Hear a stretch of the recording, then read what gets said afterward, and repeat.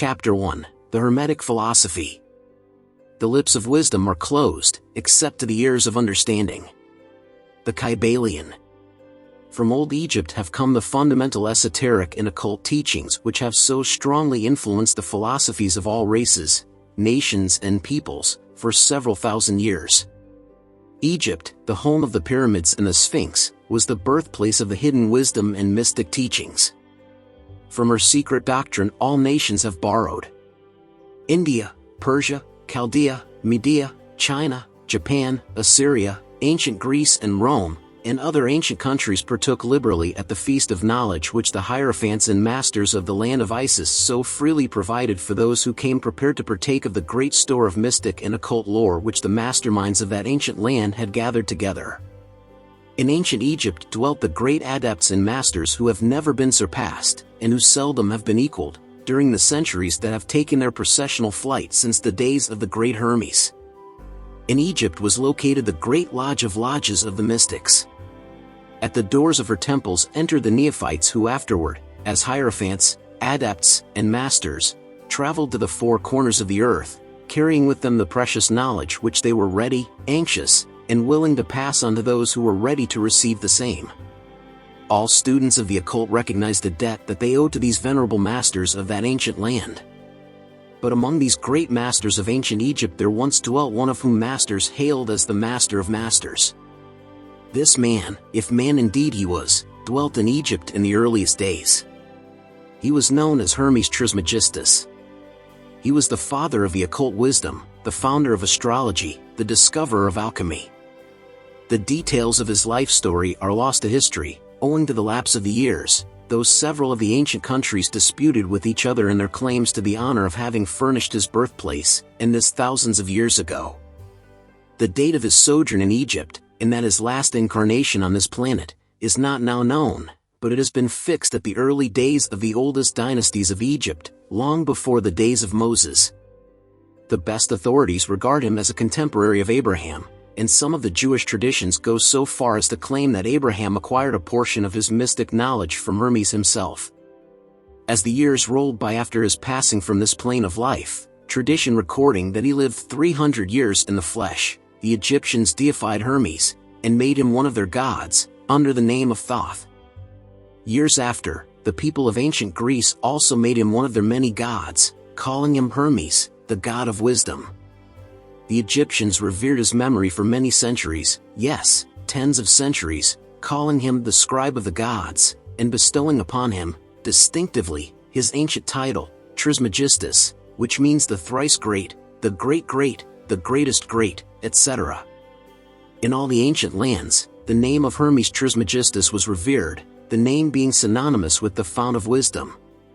Even to this day, we use the term Hermetic in the sense of secret, sealed so that nothing can escape, etc., and this by reason of the fact that the followers of Hermes always observed the principle of secrecy in their teachings. They did not believe in casting pearls before swine, but rather held to the teaching milk for babes, meat for strong men, both of which maxims are familiar to readers of the Christian scriptures, but both of which had been used by the Egyptians for centuries before the Christian era. And this policy of careful dissemination of the truth has always characterized the Hermetics, even unto the present day. The Hermetic teachings are to be found in all lands, among all religions, but never identified with any particular country, nor with any particular religious sect. This because of the warning of the ancient teachers against allowing the secret doctrine to become crystallized into a creed. The wisdom of this caution is apparent to all students of history. The ancient occultism of India and Persia degenerated, and was largely lost, owing to the fact that the teachers became priests, and so mixed theology with the philosophy, the result being that the occultism of India and Persia has been gradually lost amidst the mass of religious superstition cults, creeds, and gods. So it was with ancient Greece and Rome.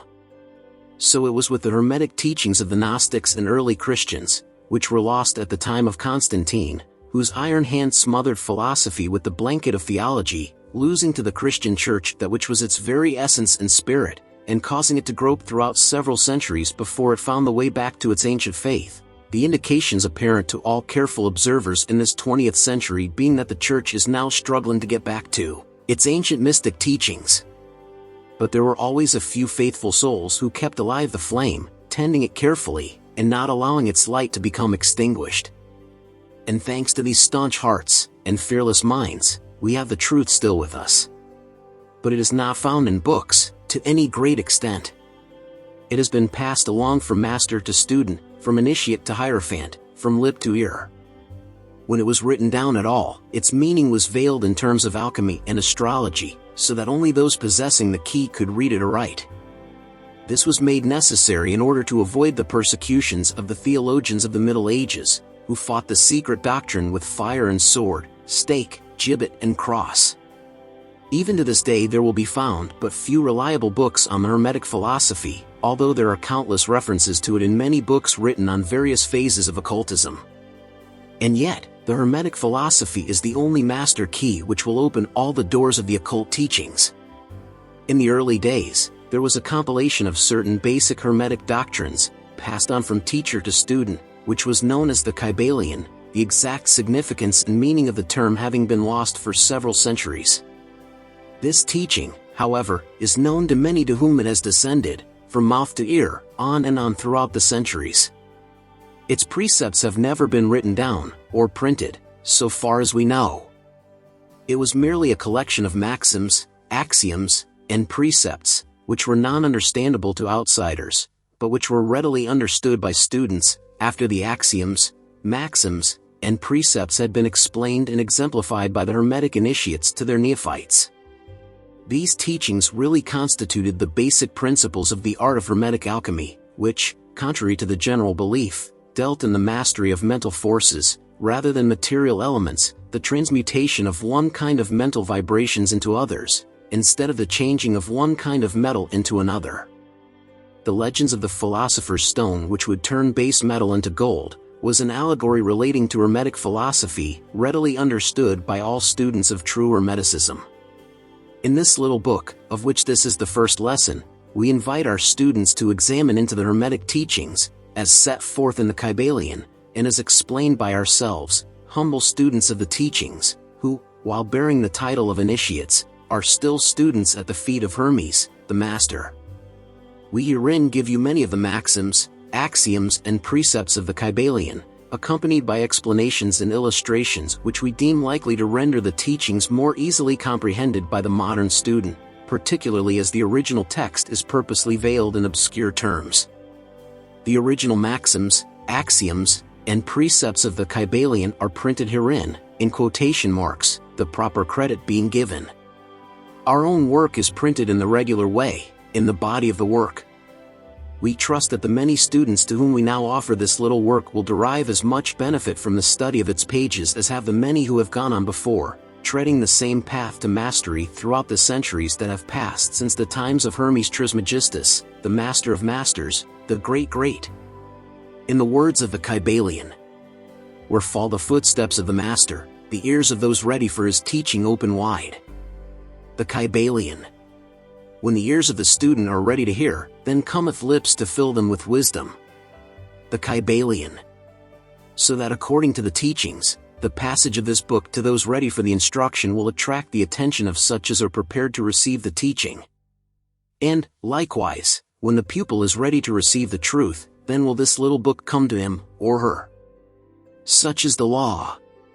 The Hermetic principle of cause and effect, in its aspect of the law of attraction, will bring lips and ear together, pupil and book in company.